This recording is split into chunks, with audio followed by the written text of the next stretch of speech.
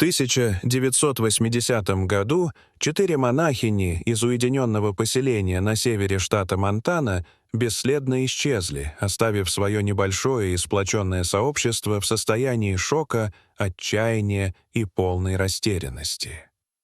Годы проходили один за другим, но их судьба оставалась тайной, обрастая слухами, предположениями и тихими разговорами среди жителей. Лишь спустя 28 лет неожиданная находка одного священника позволила пролить свет на события того рокового утра. Солнечный свет мягко проникал сквозь витражные окна церкви святого Иосифа, окрашивая отполированные деревянные лавки переливами красного, синего и золотого света.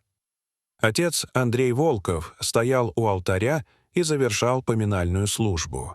Его голос звучал торжественно и спокойно. «Да упокоятся души усопших по милости Божьей. Аминь.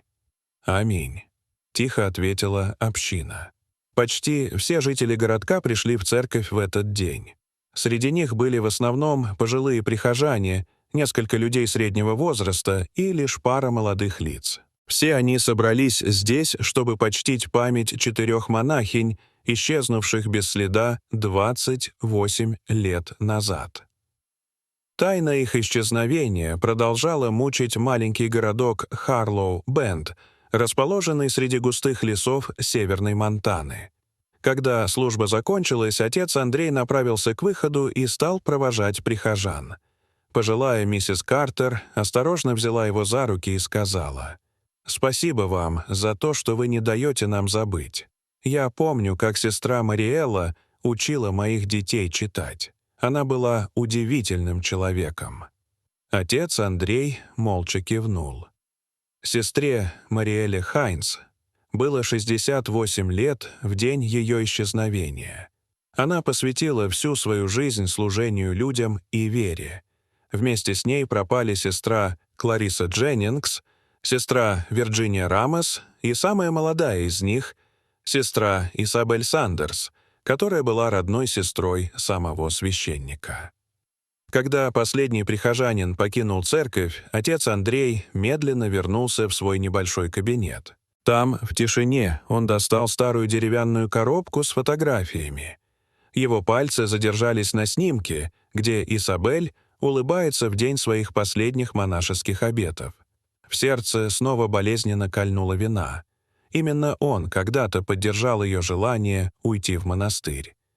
Иногда ему казалось, что если бы тогда он отговорил ее, все сложилось бы иначе, и она была бы жива. Он отложил фотографию и взял другую. На ней все 4 монахини сидели рядом с маленькой часовней Святой Марии на краю национального леса Биттер-Рут. Этот снимок был сделан всего за несколько дней до их исчезновения и стал последним свидетельством того, что они действительно находились там. Именно туда отец Андрей решил отправиться снова. Он не был возле той часовни с тех самых пор. Дорога через лес привела его к знакомому повороту, где раньше начиналась старая грунтовая дорога, ведущая к часовне. Но теперь там стояли металлические ворота с табличкой «Частная собственность, вход воспрещен». За воротами виднелась новая асфальтированная дорога, уходящая глубоко в лес. Отец Андрей позвонил старому лесному смотрителю по имени Виктор Ларсен и узнал от него, что часовню продали еще в 1982 году.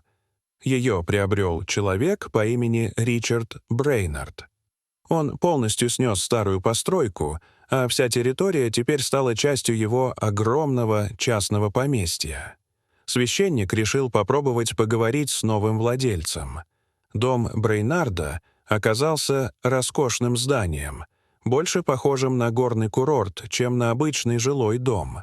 Дверь ему открыл пожилой мужчина высокого роста с крепкой осанкой и серебристыми волосами. Его холодный взгляд сразу выдал недовольство. «Вы вторглись на частную территорию. Немедленно уходите», — резко сказал он. Отец Андрей спокойно ответил: «Я ищу ответы. Здесь исчезла моя сестра. Пожалуйста, уделите мне всего минуту». Но Брейнард даже не попытался выслушать его. он резко захлопнул дверь прямо перед священником.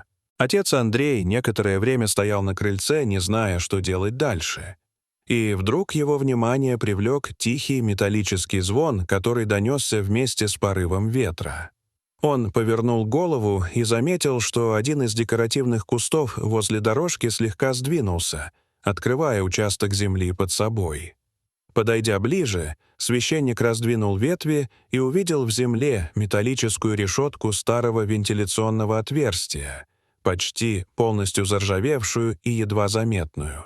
Он присел рядом и прислушался. Его сердце вдруг замерло. Из глубины подземелья доносилось тихое гудение, а затем едва различимое монотонное пение, напоминающее древний церковный гимн. Звук был настолько приглушенным и странным, что казалось, будто он доносится из какого-то другого мира.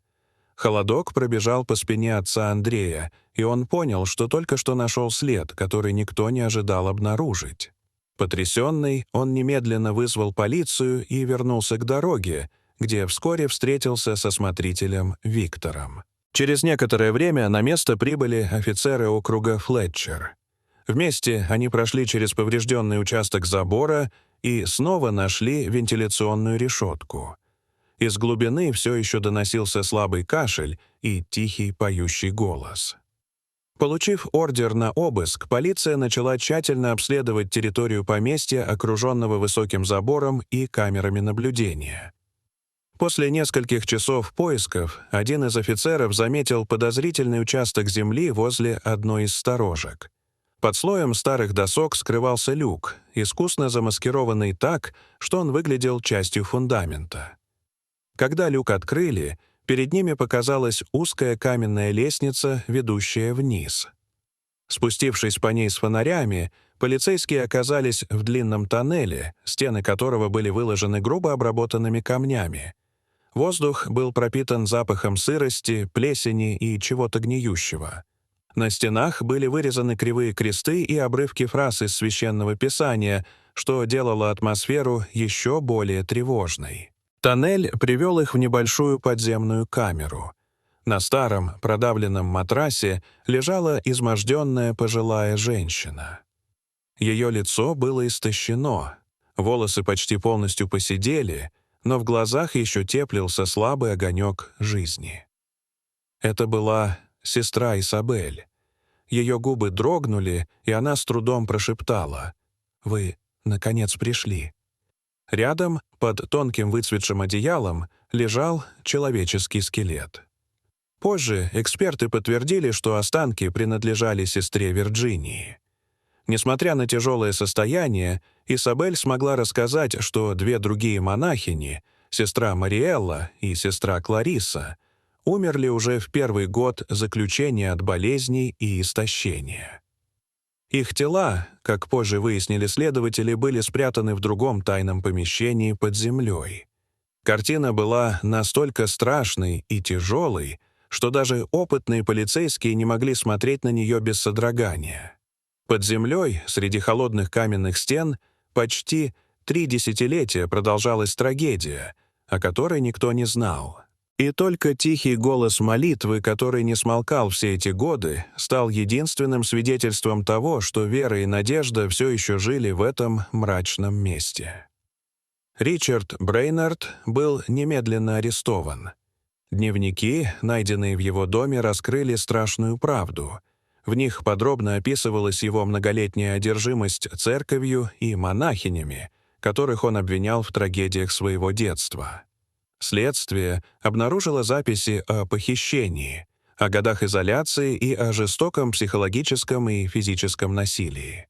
Отец Андрей, спустя 28 лет, наконец обнял свою сестру. Его руки дрожали, и он не мог поверить, что она действительно жива.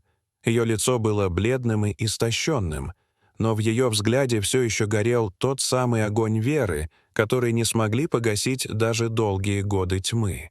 Слезы текли по его щекам, когда он тихо прошептал: «Я всегда чувствовал, что ты жива. Я молился о том дне, когда снова увижу тебя». Сестра Исабель с трудом подняла голову, Ее губы задрожали, и с огромным усилием она прошептала: «Бог никогда не покидал меня». Эти слова глубоко пронзили сердце священника и наполнили его душу благоговейным трепетом. В этот момент он понял, что даже в самых темных глубинах человеческой жестокости может сохраниться свет, который невозможно погасить. Дорогие зрители, что вы думаете об этой истории? Расскажите, пожалуйста, в комментариях. А если вам понравилось это видео, то ставьте лайк и подписывайтесь на наш канал. До свидания.